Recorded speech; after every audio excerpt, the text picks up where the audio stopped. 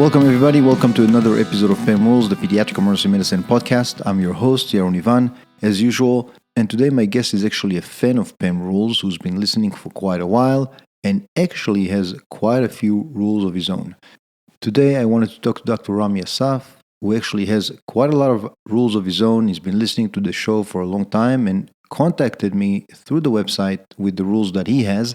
I thought we can all listen to Dr. Assaf and learn from his wisdom. So, welcome, Rammy, to PEM Rules. I appreciate your time. I always appreciate my guests' time coming on the show because I know you guys are busy. And specifically, Rammy, I want to thank you because you approached me via the website. And I can't tell you how much I appreciate people who listen to PEM Rules. You gave me a lot of compliments. I really, really appreciate it. I'm really glad that PEM Rule has been helping you. I hope it's been helping you a lot as an attending. Let me just introduce you to the listeners. So, Rammy, and please correct me if I'm wrong at any point, you are originally from LA. You completed your medical school at the University of Miami, followed by pediatric residency, just like me, in Children's Hospital of LA and fellowship at UCLA Harbor Medical Center. Currently, Rammy, you are a PEM attending in Southern California, and you've been attending for how long? About a year and a half. Oh, wow. So fresh. And I know, Rammy, that in addition to your full-time clinical work, you also do quite a lot of research. Currently, you are the PI on 4 research projects. And as a fellow, you have published over 20 publications as a first author. Is that right? Through from residency, fellowship, and through where I am currently. That's right. That's very, very impressive. That's very impressive at your young age. So welcome, Rammy, to the show. How are you? It's great. It's such an honor to be here. I'm a huge fan of the show, and I'm just so happy we can be here. That's great. And the honor is all mine. And let me start, Rammy, with the first question that I'm sure you know, because everybody gets the same first question. Young attending, what's your definition of a good PEM attending? One who does what? In my opinion, I would say it's someone who's really a team player at the core, someone who's versatile, a master of their craft. But at the end of the day, someone who's humble. We know that the breadth of medical literature is so wide and ever-changing, and especially in a broad specialty like emergency medicine, one can never be on top of the newest and latest of every other field out there. One can, however, dedicate themselves to continually being better, being open to learn, not just in the form of CMEs, but from one's patients, families, colleagues, and diverse workforce. And the emergency department is a unique place full of contrasts in which day in and day out, a provider must really have the finesse to keep the department moving while giving each family the precious time and space they really need. And that, I think, is the art of emergency medicine at the end of the day. That's very well said. And I could not agree more. You basically alluded to one of my rules, be a PGY forever. That's my email signature also. Once a doctor, always a learner and a teacher. So I completely agree. The CME we do is a little drop in the bucket. There's so much more to learn. So thank you very much for that. As a fan of PEM Rules, and again, I'm super humbled and complimented and really appreciate the good words. If you know the show, I'd love to ask you, what is your favorite PEM rule and why? Well, I would say it's really hard to narrow down, but lately it's been worried parents don't go home.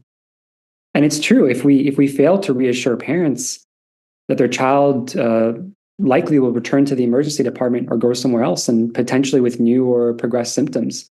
In a busy emergency department, trying to meet the concerns of parents, I've actually heard others label what we do as quote unquote customer service. But I think it's so much more nuanced. Having a trained set of eyes and ears and hands to pick up the red flags on history and exam, to meaningfully take the time to listen and prioritize a parent's biggest concerns, and to have the experienced foresight to guide the family through a workup, making decisions on what's most likely to help that patient and potentially what could cause them harm. Yeah, that's again very well said. I couldn't agree more.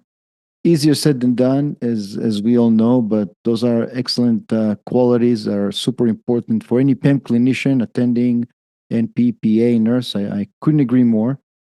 And the next question I have, Rami, really, really impressive. You actually, when you contacted me, you sent me a list of rules or pearls, I call them PEM rules, that you have. And I got to be honest, you had so many. You can probably start PEM Rules 2.0. It was quite a long list and really really good stuff. So I'd love to know your favorite rules, where you learned them. By all means, if you learned them from someone else, give them the credit. And what do they mean to you? The stage is yours. Thank you.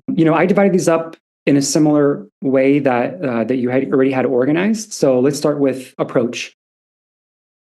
Learn when to switch from system one thinking or pattern recognition to system two or deliberate slow thinking. And of course, these are not my terms. These specific terms here are credited to the writings of the great Dr. Daniel Kahneman. So intentional system switching, I think, can be done by using cognitive checkpoints, especially among medically complex patients. Also, if you have a patient with an atypical presentation, and or when you're on the fence about your disposition. The checkpoints, I think, are really just about asking yourself a series of questions. For example, ask, who is this patient? What's going on? What if your assumptions about the patient are wrong? What is the worst case scenario? And where is the best place for this patient? For example, wards, ICU. And something that I've really picked on over the last kind of couple months, I would say especially be aware of cognitive bias during the last hour of your shift when fatigue is at its worst. When your body and brain are fatigued, the brain wants to take shortcuts. So I think being aware of that is very important. So a good example of all this is a well-appearing child with a prolonged fever. Ask yourself, is the patient truly immunocompetent? How many days has this patient truly been febrile? And in what pattern? What exposures do they have? If there's any prior workup, what is the certainty of that workup? Were there any assumptions, for example, for diagnostic momentum? What if the patient decompensates? And lastly, keep in mind that when a nurse brings up a concern to you and or they themselves say they're worried, what they're really asking for most of the time is to go and see that patient bedside. Yes, those are all really, really good points, especially the last one, especially as an attending. They're basically asking for you to come and going to see the patient at the bedside when the nurse is asking you goes a very, very long way. So that's a great rule. Learn when to switch from system one thinking, pattern recognition, to system two, deliberate slow thinking. I love that. Again, like you said, easier said than done, especially towards the end of a 10 or 12-hour shifts. Completely agree. What else do you have for us, Rami? So the second group is around communication. So patient families that you quote unquote like the least, for example, the quote unquote difficult patient or difficult family, those are the ones that require the most thoughtful approach. You never want to leave your shift with a parent upset with your plan. You want to always go back in, talk with the parents, and observe and examine that child again, especially noting the interaction they have with their parent. If the parent is saying that their child is lethargic, they're saying it for a reason. Get comfortable applying tickles in your observation. Tickles stands for tone, interaction, consolability, look, and speech/cry. For example, is that infant holding their head up well, or are they hypotonic? Are they having what would be expected an age-appropriate interaction with their family, with their parent? Are they consolable as they're crying? Fussy but consolable is okay, but fussy non-consolable is not. Do they have a particular look in their eyes? Are they glossy-eyed, or are they looking about the room curiously? What is the quality of their speech? Is it muffled? Is it shrill? Is it high-pitched? So really, All parents want is to be heard. One never should discredit them. Ask the parent about what they are most worried about and put together a plan that is reasonable. Another rule, I think, with parents would be parents are allowed to have their doubts, but they can't be dangerous. So this is actually adapted from what I learned in fellowship under Dr. Tim Horechko. So as an example, in many cases, one cannot force a parent into obtaining an LP for their child. However, if a parent blocks a CT scan in a patient that you think may have an intracranial bleed, it's time to call backup. I couldn't agree more. Again, Rami, excellent rules. And I got to tell you, especially the first rule you said about patient families you like the least, the difficult quote unquote patients are the ones you should spend the most time with. I couldn't agree more. And actually, Dr. Rick Saladino, who was my attending in fellowship and is the inspiration behind my podcast, used to say that to us fellows all the time. Sometimes you start your shift and the sign out goes something like, the parents in room 5 are crazy, don't go there. That's the room you want to be at the most. They're not crazy, they're just worried. And that means you, as the attending, have some more work to do there. So I couldn't agree more. Those are great rules. What about some rules in critical care? You have some more of those, right?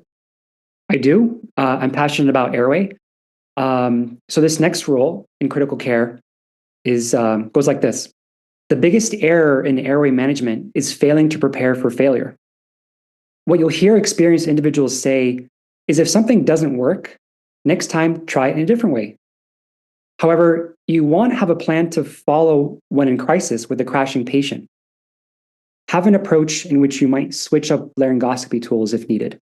Think of resuscitative sequence intubation rather than rapid sequence intubation, and address physiologic derangements before intubation. For example, you want to optimize hemodynamics and oxygenation, of course, prior to intubation. If you're intubating a patient in status epilepticus, it's a good idea to have an NS bolus hung and a push dose epi bedside in case that patient's hemodynamics need to be optimized. And remember, sedation meds can tip a patient's hemodynamics over. You want to exercise your airway management mind by mentally running through what size airway tools you might use on your routine stable patients that you see throughout the day. A good pediatric rule of thumb I learned from Dr. Marianne Gauch-Hill is 1-5-10, 4-5-6. A 1-year-old will need a 4-0 cuff tube, a 5-year-old a 5-0 cuff tube, and a 10-year-old a 6-0 cuff tube. And of course, you always want to have a half size smaller available. Yeah, excellent. So kind of similar to, it's very interesting. Your rules, very similar to PEM rules. The ones that I learned is, and I think I spoke about it in one of the episodes, is to figure out the size of the tube I need. I have memorized from one of my attendings, 4 if you're 1, 5 if you're 4, 6 if you're 8. And kind of similar to yours, I do not do math under pressure. I don't think that works very well for the majority of us. So 4 if you're 1-year-old, 5 if you're 4-year-old, 6 if you're 8-year-old, kind of similar along the way that Marianne Gaucher-Hill taught you. And I know her, she's an excellent physician. And with regards to your other rule, the biggest error in airway management is failing to prepare to failure. Again, perfect rule. I couldn't agree more. I kind of use a good ER doctor is always ready, be a step ahead. It's kind of along the same way, preparing for failure. And especially with airway and especially with children, that goes a very long way and can be very crucial. So those are excellent. Lastly, Rami, I know that like me, you're very passionate about teaching. You work with a lot of learners and you have a rule about learners. Is that right? That's right. And this one I love because it's so simple, but there's a lot behind it. And that's with learners, clear as kind. We can't hold our learners to a standard that we don't inform them of beforehand. Tell your team in the emergency department, we expect short HPIs and to the point exams, assessments, and plans. To help learners organize their differential diagnosis, ask them to use SPIT, SPIT. What's most serious? what's most probable diagnosis and what's most interesting diagnosis. And what is the treatment you want to go with? And by the way, that's from Dr. Diane Birnbaumer, Emeritus Professor of Medicine at UCLA. Have a humble intro with new learners and ask, what is it that you're working on? And how can I help you get to where you want to be? It's all about facilitating psychological safety for our team members and establishing an appropriate work culture and having a perspective with appreciation for others at the core. Yeah, so I gotta say again, this reminds me of my rule that I actually never thought about using with the trainees. I use it for parents and patients. I call it set up the expectations. So the classic example when the parents come in with a 16-year-old daughter who has abdominal pain and they're very worried, I say something to the extent, Mom and Dad, I'm glad you came. We're gonna look into this. Just so you're aware, figuring out belly pain in a girl may take a while. You're going to be here for a few hours. So setting up the expectations. But I got to be honest, I never thought about doing that with my trainees. I think it's a great idea to sit with them at the first shift, beginning of the shift. What can we work with you on? What do you want to learn, etc. It's specifically a good idea for us who work with family medicine residents and pediatric residents and PEM fellows because everybody has their own kind of point of view and need to learn different things from different perspectives. So I think that's great. The other thing that I kind of similar along your line is I talk to the residents about every patient needs an assessment and needs a plan. So I think especially with medical students, they're very good about presenting the information they received. But what are we going to do with that information? So every patient deserves an assessment and deserve a plan, and it can be Tylenol and discharge because I think the child is virulentless and that's it. But you have to have an assessment. You have to have a plan. So again, I couldn't agree more. Rami, I couldn't thank you enough for coming on the show. And thank you so much for all the compliments and being a fan of PEM Rules. I was even more excited to learn that you like System of a Down, which is a great band, and you wanted me to play anything by System of a Down. So that's a great challenge. And you mentioned that they're actually from your hometown? I'm from their hometown. I guess it's no way sure. Well, depends how you look at it. Yeah, I'm from Glendale, California, so or a very small town next to it, but they're basically sister towns. So fantastic. So my favorite System of a Down song, as you probably can imagine, is I'm not even sure how to pronounce this. Is it Chop Suey? Is that how you pronounce it? Chop Suey, that's right. Chop Suey, and a great song. It sounds very difficult, but I actually looked into it. It's actually not that challenging. I think I can do it. Maybe the drumming will be a bit of a challenge, but I'm going to have GarageBand work on that part. So again, thank you very much. Thanks for all those rules. Really, really great wisdom. And I hope we can do this again sometime. You have a very, very long list. I think PEM Rules listeners can learn more from you. This was such an honor. Thank you so much, Yaron, for hosting me. And yeah, hope to see you again in the future. Thank you very much. And that is it for today, guys. Thank you very much for listening to PEM Rules. And thank you, Rami, for coming on the show. Really great advice and great wisdom. I most certainly plan to bring Rami again on the show so he can share more of his rules with us. He has quite a long list, as I mentioned. Again, thank you for listening to the show and thank you for writing to me. If, like Rami, you want to come on the show because you have something that we, physicians, clinicians, can learn from, by all means, just contact me through the website and I'd love to have you on the show. Check out pemrules.com and check out my EP monthly articles. Again, thanks again. I hope you like System of a Down. I can only play the beginning of the song, which is actually the best part. Hope you enjoy it. Thanks very much.